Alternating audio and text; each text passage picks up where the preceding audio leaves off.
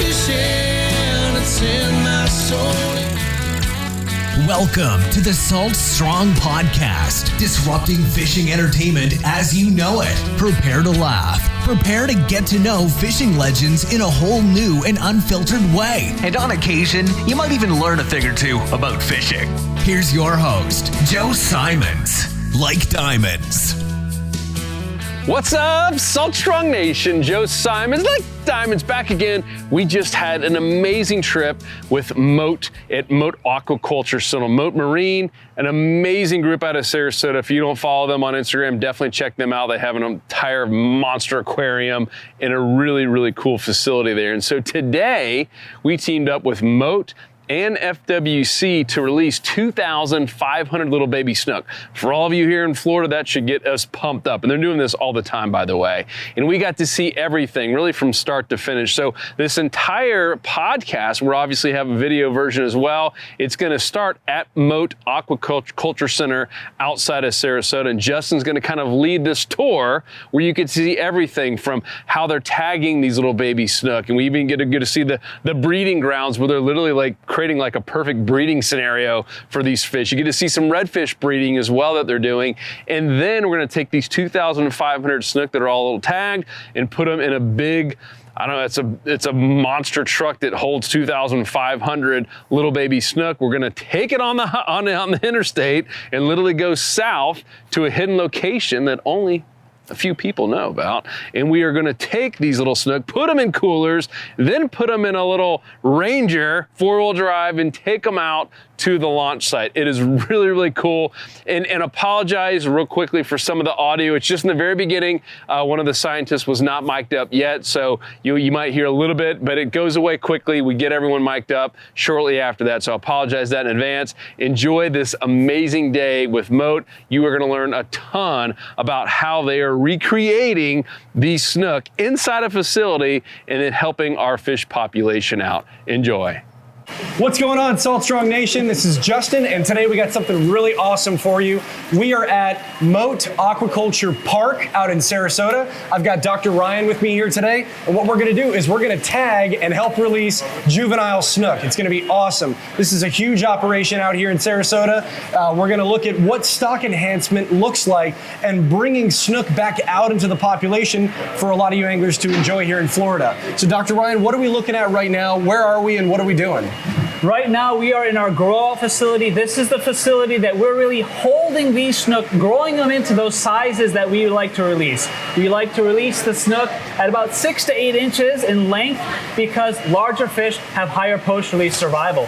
So we've been holding these fish out here, growing them up until the conditions are right so that we can put them out into the water. Here you see our team of staff, researchers, volunteers scanning these fish, looking for tags that we put in them a month ago that help us monitor their movement and survival once they go out into the water. So they're catching all the snook out of these tanks, they process them, look at their lengths, look at the number of fish that have those tags, and that helps us follow this cohort through their life in the wild. We tag all of our fish with 2 different tag types. So you'll see we have 2 different detectors at each of these stations. They are first determining whether or not these fish have a pit tag. That's a passive integrated transponder tag. We use that tag to get very specific information about each and every individual that has that unique identification. It works just like the microchips that may be in your cat or dog back home. And all the work we do is trying to identify what are the factors in the field and in the hatchery that impact the survival of these fish once we put them out into the water.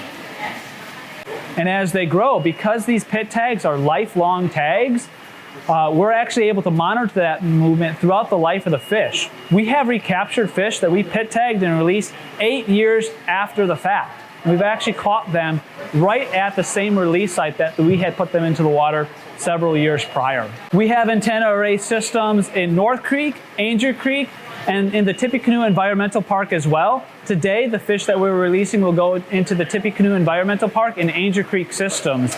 We started releasing there as a response to red tide. We wanted to be able to give those populations that had been highly impacted by red tide mortality a jump start on the way to recovery. The other tag type that we use is a coated wire tag. Those pit tags give us a lot of information, but at $2 a piece, it's not bad unless you're tagging several thousand fish. These coated wire tags are more like 10 cents a piece. So great for mass marking large cohorts. And since this cohort started at a size of about 10,000 fish, 10 cents is a little bit better than $2 a piece. How many fish are we going to be tagging and releasing today?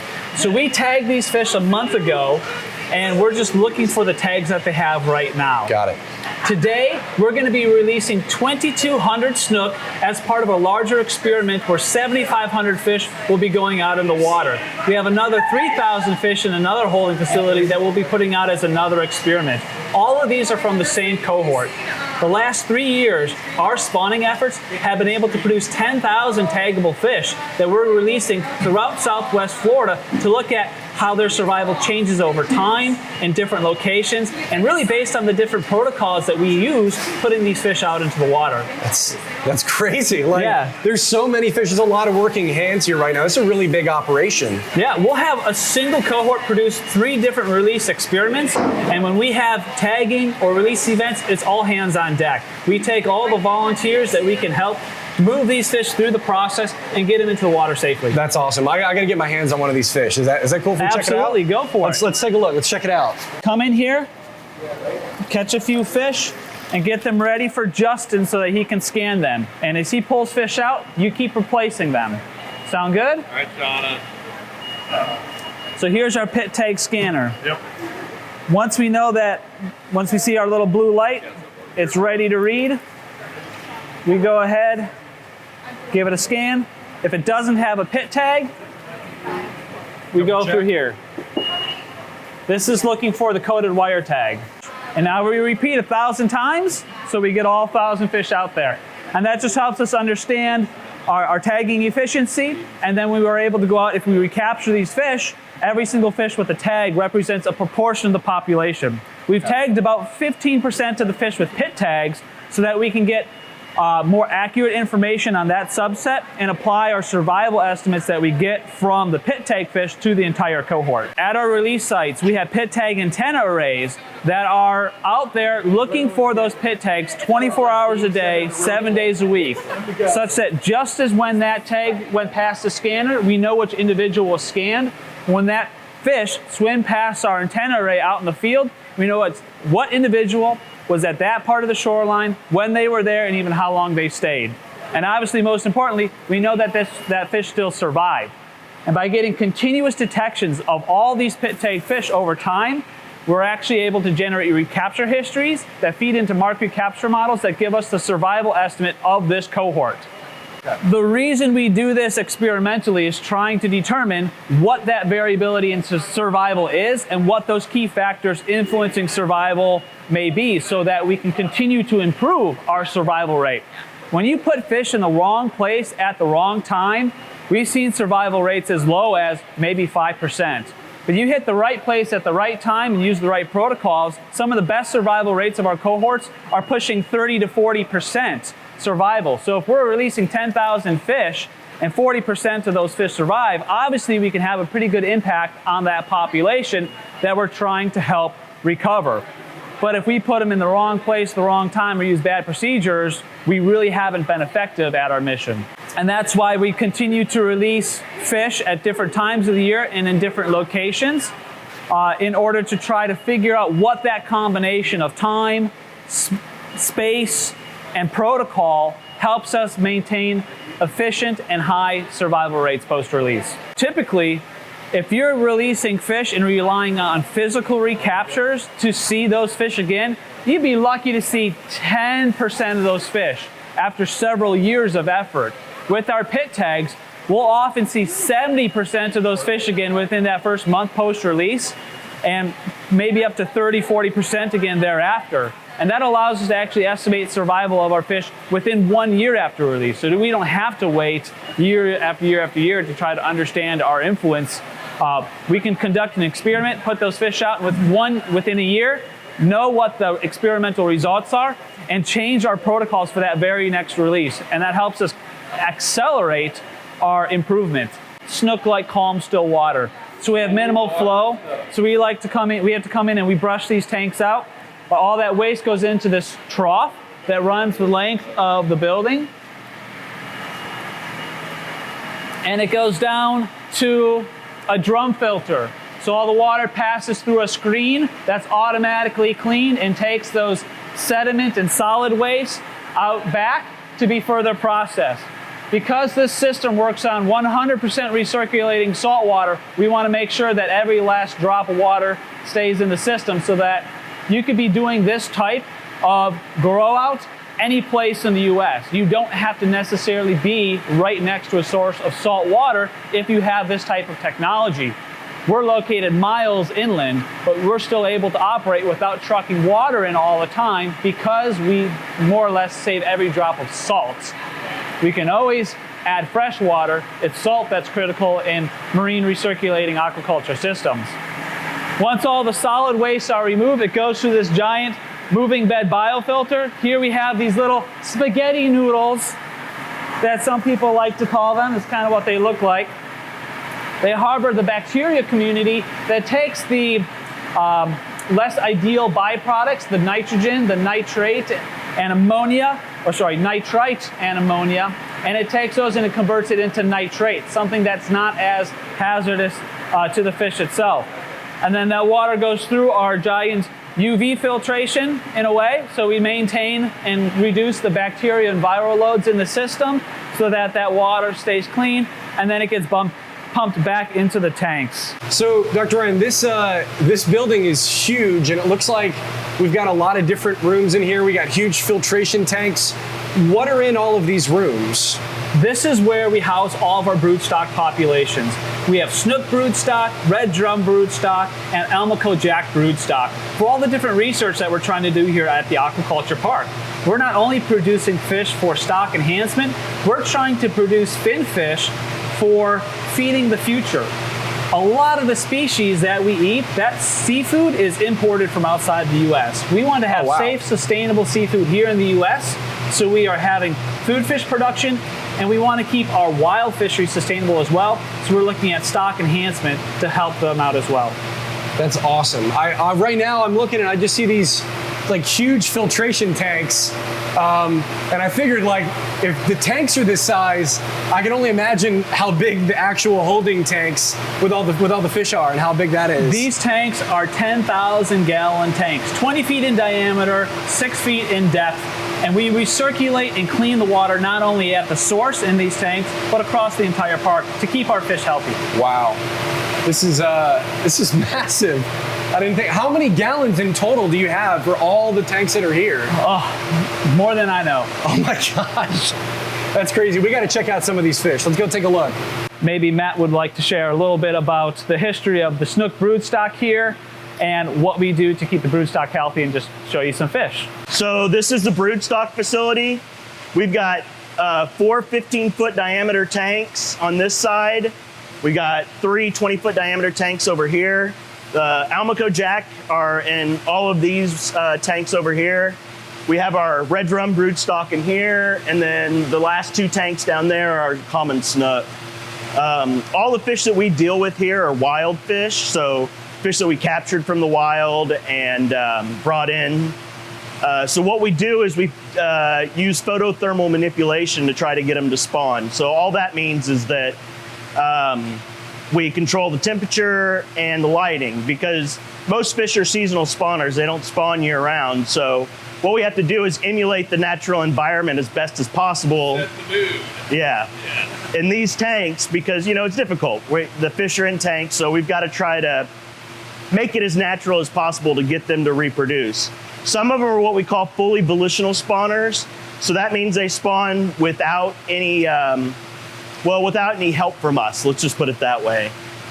What we use, for example, the common snook are not fully volitional spawners, so they won't spawn without any help from us. Now, red drum and the Almacos are fully volitional. So by manipulating their photothermal cycles, we can actually get them to spawn without us doing anything to them.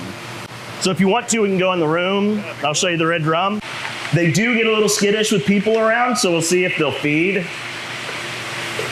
First. They are a little Pavlovian trained.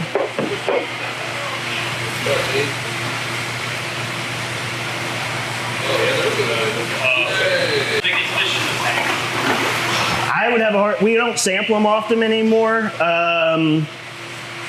Conversion, weight-wise,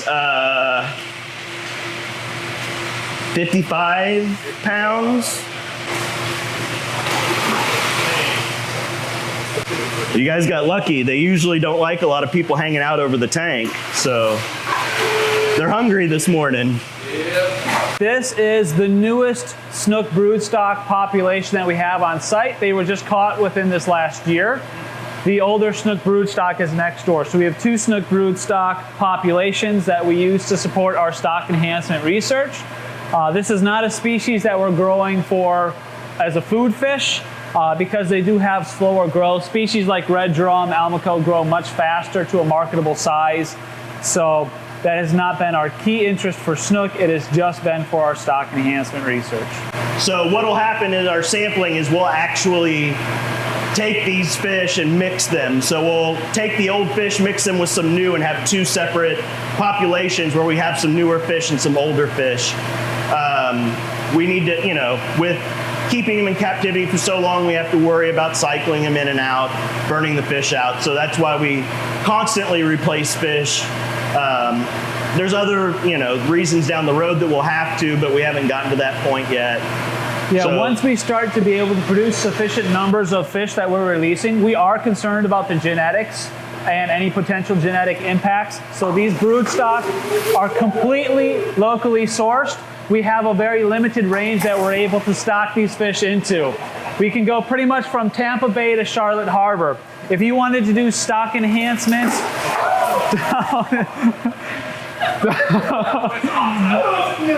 don't look at me, look at those fish. You had our attention until now. Yeah, that was way cooler than anything I could say. But if we wanted to do stock enhancement down in the Everglades or on the East Coast, you'd have to have a different population of snook with those local genetics. So these broodstock have been on site depends. 8 years-ish now? Let's see. At the oldest? I thought I saw 2013. Yeah, the oldest is about 2013. Yeah. So up to 8 years, this population's been with us, and we've been spawning them. And as I said, we do want to be mindful of the genetics. Because we've only started now being able to release in much larger numbers, we're not at that point where we have a concern of a potential genetic impact. But we do work with FWC to monitor the numbers of fish that we release. And as Matt mentioned, we're starting to set up that plan of cycling in new broodstock in advance of getting to that point where genetics could ever be a concern. Whereas this is an awesome species for Ryan as far as a stock enhancement perspective, it is well, I won't say miserable, it is a horrible species for me from an aquaculture perspective. Because they don't fully volitionally spawn. So the cues in the wild they spawn 2 to 3 days post new and full moon. So we've tried doing lunar cycling. That's what the light up there was for. That didn't work. They also spawn on outgoing tides. So we've tried directional flows, switching the direction the tank is flowing, and that didn't work. They spawn in the summertime. We don't know if the freshwater influx from all the rain in the summer causes something for them to spawn. We're not sure exactly what mixture of cues or a specific cue causes them to spawn. So we just haven't gotten them to fully volitionally spawn in here. The other thing is they produce very, very tiny eggs. So like I said, 720 microns or 0.72 millimeters. So most reef fish produce eggs about that small. And you're talking about a large species here, and they don't produce, they produce high numbers of eggs, just very tiny. So yeah, it's not so much that the egg is the problem, it's the larvae that hatches out from that egg. So we have to have a prey organism that they can not only eat that's nutritious enough. So finding the smallest zooplankton that we can feed them so that we can actually have good survival once they hatch out. We had to work with the nutrition of the broodstock in order to get more viable eggs from them. But when we implant them, this tank right now, if we were to get in and implant and spawn them, which wouldn't work because right now they're resting, but let's just say if we did, each night, the first night we'd probably collect 3 to 4 million eggs, and about 75% of them would be fertilized. So now the other problem that we see with these fish is that and it's with a lot of fish that we deal with as far as the brood stock, there is a social hierarchy in the tank. At one point, this tank had 56 snook brood stock in it. Every female would be mature and implanted, and then when we would do the genetics work on them to look at who the mother and who the father was, we would see that 2, maybe 3 females were contributing to the spawn, and about 3 to 4 males were contributing. And that was about a 1-to-1 ratio of males and females in the tank. So we see this social dominance that happens in the tank, and that's something that we'll have to address. The other problem is that they like these big tanks. So one thing that we did to address the genetics problem that Ryan was just talking about was we have spawning tanks next door. And what these tanks are, they're individual 8-foot diameter tanks, but they're only about 3 foot in depth that we can put the fish into. So what we'll do is we'll get in, sample the fish, and then move them over there to get them to spawn. We attempted this for 4 years and had 0 success with it because there's some dynamic between the sampling, the stress from that, taking them, moving them to a different system, and then that system being completely different. We would get eggs from the females, but we would see almost no fertilization. It was just a big headache. We tried looking at different ratios of males and females. We incorporated carbon filters to strip out any pheromones that they might be producing. What others? Just different flow dynamics, flow rates. We tried a multitude of things over a 4-year period and just couldn't get it to work. So what the work is going to have to involve now is actually genetically figuring out which fish are socially dominant, and then figuring out where our work's going to be, whether maybe we pull those fish out for that spawn so that the other fish can spawn, or we move them to another tank. The problem is right now all that genetics work is exorbitantly expensive, and we don't have the funds to conduct the work. But like Ryan said, once we do start releasing enough fish to where we could possibly have an impact, we're going to have to address it eventually. All right, so we saw the big fish, all right? We've seen some of the smaller fish. What is this space right now? What do you have set up, and what's its purpose? This space is our fisheries wet lab. We rear these fish in a couple different conditions, and when they're going out in the wild, they're going to experience a whole different habitat. In this system, we're trying to get them acclimated and understand the effects of our hatchery process on these releasable snook, so that we can make sure that we maximize survival once they go out into the wild and have the biggest impact on that population that we can. So what are you looking at when they're in these tanks? Like, what is your focus of these tanks and making sure they, survive well out in the wild? Yeah, every single release we do, every single cohort will have a different experiment. Today, we're looking at how salinity in their rearing environment can influence post-release survival. Snook are incredible. They can jump 15 parts per thousand without an issue and survive, at least here in our controlled conditions. But we don't have predators in our tanks. So will that same thing apply when we go out to a release site, when we have our planned experiment where we want to put fish in the water at this spot, but all of a sudden the tide's up and the salinity is 5-10 parts per thousand higher than we anticipated? What is the impact on that release experiment? By measuring it with this controlled study, we'll be able to better assess the impact of the release location, the release time, and all of our protocols on survival of the cohorts that we're putting out there. Got it. So you have a bunch of different tanks, and they're all at different salinities, right? So I know that full strain seawater is like 33 to 35 parts, okay? Freshwater is 0. So anywhere in between that range, you have different tanks and groups of fish in these different tanks at different salinity levels, and you're gonna monitor long-term in this release how well each group does on the different areas that you let them go, right? Exactly. Okay. We have fish being held in 5, 15, 25, and 35 parts per thousand. And every single fish in this experiment has one of those passive integrated transponder tags, that microchip that helps us know exactly which individual came from each of those tanks. So that when we release them and they happen to swim across one of our pit tag antenna arrays it picks it up. that's out in the field, we'll know that the fish from the 5 part per thousand tank did really well at this release site, but the fish at the 35 part per thousand tank didn't do so well. And where is that breaking point? Is 15 parts per thousand okay? 25 parts per thousand So the sweet zone, right? Where's the sweet spot? Yeah. So that when we know what our rearing conditions are, we can best match it with the release site, not only just in salinity, we're talking doing this with temperature, habitat, anything that might influence post-release survival. Any variable that you guys can manage and Prey control. concentrations, Wow. looking at predators, we're able to replicate that in these tanks and have a better understanding what happens in the field. That's a lot of moving parts to monitor and record, but honestly, like One part at a time. yeah, how many years has this operation been going on? It's only been getting better and better every year, but We've been working with FWC on snook stock enhancement issues for 20 years.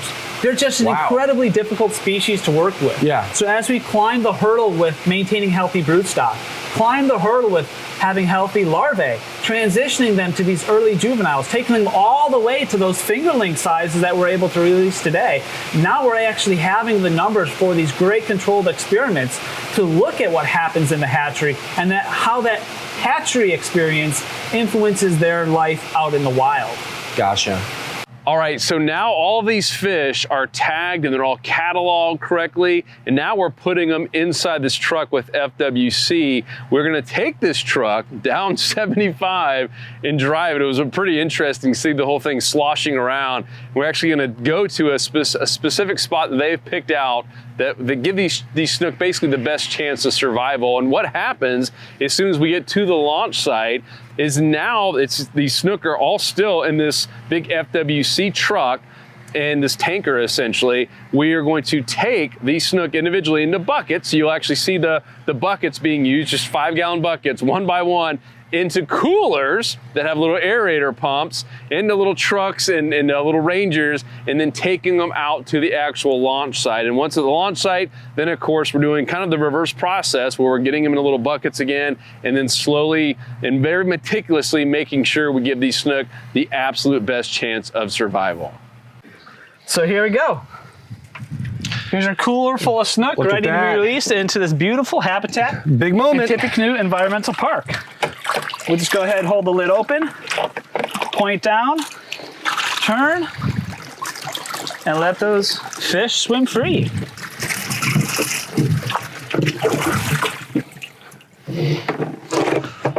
And now they're going to be exploring their new habitat, and if you look downstream, you'll see actually one of our antennas sticking up out of the water. So as these fish move and explore the park, anything that swims down that way will hit that antenna, charge that pit tag, it'll send out a radio frequency ID so that we know exactly which individual went to that spot, when they were there, how long they stayed, and most importantly, that they still survived. Dude, this was the coolest thing ever. That was so awesome. We just released a bunch of snook out into the wild. We got a lot more to go. Let's go get another cooler. Let's do it, man. All right, you ready to release our next cohort of snook? Let's do it. Beautiful fish. One at a time? One at a time, yep. Bunch of snook going in there. One at a time, that's good. Yeah. Beautiful fish. Ready? Ready for the big release? The snook going free. Yeah, look at all this fish. That's awesome. Just like that, 500 fish found a new home. 500 snook out in the wild. Be catching those next year.